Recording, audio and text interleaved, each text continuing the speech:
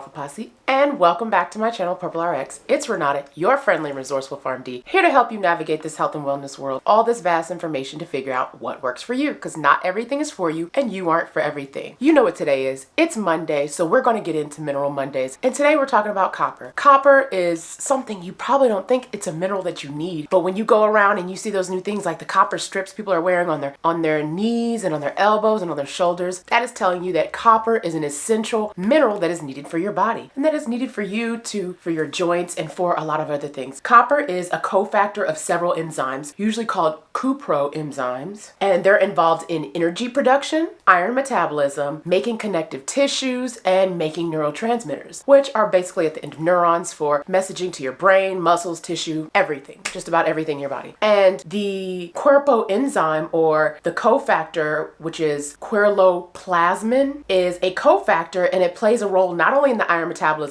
but it also carries 95% of the total copper in the healthy human plasma. It's a cofactor. It's needed. Copper is also involved in brain development, pigmentation, immune response or immune system function, as well as forming your blood vessels. So those are important parts of the body in which you're going to need copper. It's also good at defense against oxidative damage. Small amounts of copper you'll find are stored in the body. So 50 to 100 milligrams, and they're typically stored in your plasma or your blood cells. So it's not going to be stored in other parts, just mainly the plasma and the blood cells. And it's not something that doctors just automatically say, okay, we need to get your copper levels today. You're never going to see that in your CBCs, your panels, whatever, if you go to your doctor. Now, if you go to a holistic doctor, if you go to a naturopath, maybe not as much holistic, but a naturopath, even some chiropractors and other natural doctors who are looking to do that, they do scans and they let you know what minerals you may be missing or foods you can eat that are essential to get the copper that you need. Copper and CP levels are influenced by factors such as estrogen status, so whether it's high or low, pregnancy, infection, inflammation, and some cancers. Those all affect the levels of copper that are stored in your body and the levels of the CP factor. So normal serum copper usually should be about 10 to 25 micromoles per liter of copper and 180 to 400 milligrams per liter of CP. So your average dietary intake based on a proper American diet, or based on a diet that America has deemed as a diet you need, should be 800 to 1,000 micrograms a day. And you got to know there's a lot of malnutrition in certain areas where they don't have access to enough nutrition. In neighborhoods of minorities, black, brown, those communities where they don't have access. So you may not be able to get access to all of those things, but you may find it in other fortified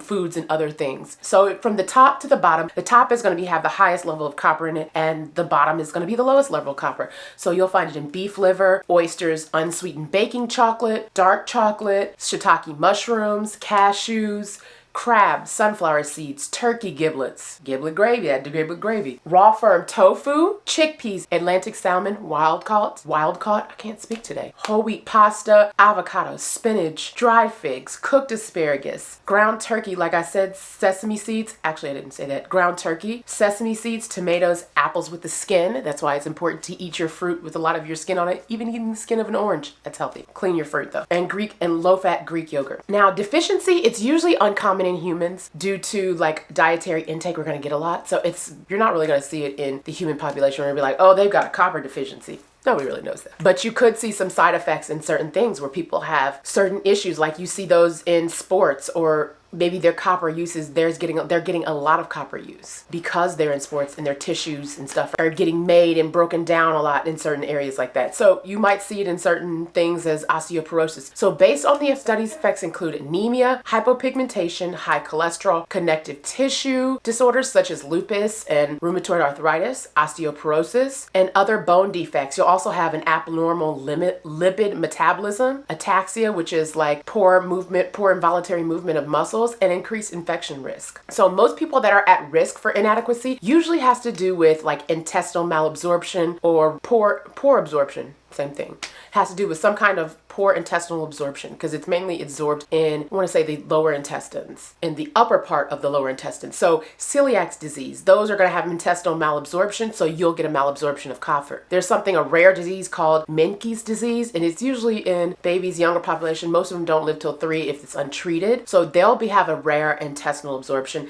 And in high doses of zinc, if you watched my zinc one of last week, high doses of zinc interfere with the absorption of copper. So you'll see see more of those inadequacies and deficiencies in people that are taking high levels of zinc. That's why it's important to have a balance in what you're taking.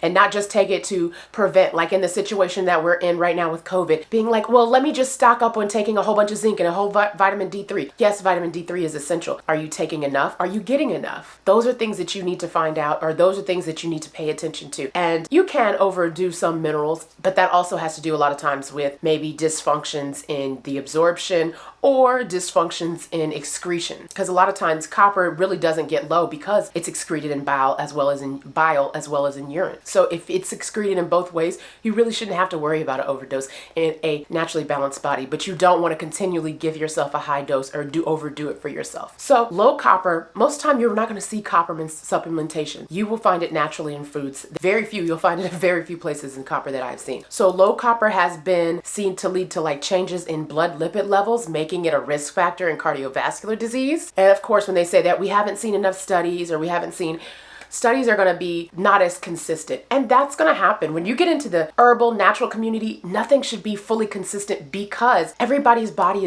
works a different way. Yes, let me rephrase it. Everybody's body needs maybe a little bit more of something. Maybe your body can handle a higher amount of salt than some others. Maybe you need it just because of what you do on a daily basis, or how much urine you excrete, or how much water you're holding on to. Everybody's body is different as into what they need, maybe based on their diet, based on their environment, based on their body's needs. Yes, all have the same body, but the reactivity and the way our body works, it can be a little bit different based on region, based on hereditary, and based on what we encounter. So we can't just sit here and say, this is how it's going to be all around. And if this drug doesn't work for you, if this herb doesn't work for you, it's not going to work at all. Because that's not really how herbs and the way God made earth. I'm digressing just a little bit to make a point. Because just like a lot of regions where family heritage from the Caribbean and from Africa and family heritage from certain parts of Europe or Brazil, in those areas, your body may react so much better to fruits from Brazil or from the Caribbean if that's where your family heritage is from, or Irish things or things from Ireland and certain things if that is part of your family heritage, or even from African descent or African American or Native descent, because that is from the history in the region, or maybe even your body, basically epigenetics has affected your body, your family heritage, and the adaptation of what your body needs. So there's a lot more things that go into diet, how your body affects, and looking really at studies and how a herb has not affected, or how it will work. Because it works for some people. Natural minerals and herbs work well for some people because some people may be deficient, or some people may be in an area or not getting enough copper or enough in some, because everybody is not in one. Yes, there's a range, but there's people that are in the outer limits. Some people are in the middle. But anyway, I digress. So as well as that, dietary copper deficiency has been seen to play a role in Alzheimer's. They don't know exactly which patient. Every patient is different, and that's where we need to have an understanding in our own bodies. It is up to us to know our family heritage, our history, but also know, how is my body reacting to this? How is my body reacting to eating tuna? Do I need to stay away from meat? Do I need to stay in eating more high vegetable content? We all do need to eat more vegetables, but as in, do I need to be more vegetarian? Some people's body, meat they can digest meat a whole lot better than somebody else. So we are seeing that in food, and it's been that way, but we wanted to group everybody into one place, and everybody doesn't need to be in one place. Everybody needs to know how important their body is and what their body needs, and understand their own body. So this is something that's necessary to a lot of people, and it does have an effect on cardiovascular disease and Alzheimer's. Now, excessive copper usually comes from people having high levels or eating it, or most time your intestines, if it's not excreting it right. If you're having some kind of liver or urinary tract issues, or the absorption of it is, you're highly absorbent, but you're not able to get rid of it as fast as you absorb it. So chronic high levels can lead to liver damage as well as GI issues such as nausea, vomiting, cramps, pain, diarrhea, abdominal pain mainly, and excessive copper is rare in healthy individuals, again, because of urinary and bile excretion. So there are some toxicity problems, but that came with copper pipe and copper line pipes. It's like I can't talk. And people having like stagnant water in those pipes and drinking stagnant water. Now there are copper bottles, and there are like copper water bottles that you can use to drink if you wanted to get some copper. But What they say is when you're drinking out of a copper bottle, you do not need to drink all your water every day from a copper bottle. Maybe drink one, whatever, 32-ounce bottle from that copper to get you a good amount of copper from it, so that you don't just sit here and get the sediment and continually get that use of copper and having too much copper. Because again, too much copper can cause a problem. Our whole body is about balance and staying in that balance.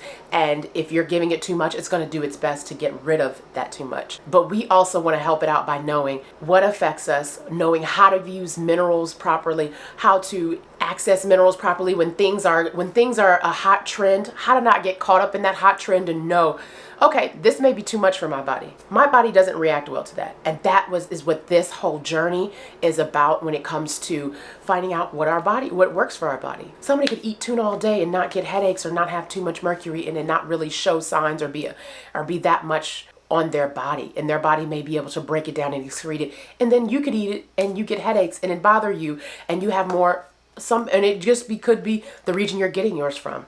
Or it could be you just don't need to eat that at all and you need to stay away from something like that. Everybody's body is different. We should all have the same basic elements, but we are all different. And knowing these minerals, Mineral Monday, is all important. Learning something new like CBD and what's coming out on the market is important so that we can know, is this for our body or is this not? Is this how we can, a part of our healing or a part of our health and well-being, or is this not? Because we can't get into medicine or anything else without holistically knowing what our body needs or doesn't need, or how our body reacts, or what it feels like to react to something, and what real minerals and what real herbs look like. So I thank you guys for joining me on this Mineral Monday. If you have any questions, don't forget to like, share, subscribe, comment. Let's get it together, ask questions, talk about something that needs to be talked about in our neighborhood, in our hood, period, in our community, so we know better, so we can do better and find out what works for you, because everything is not for you and you aren't for everything. Thank you guys.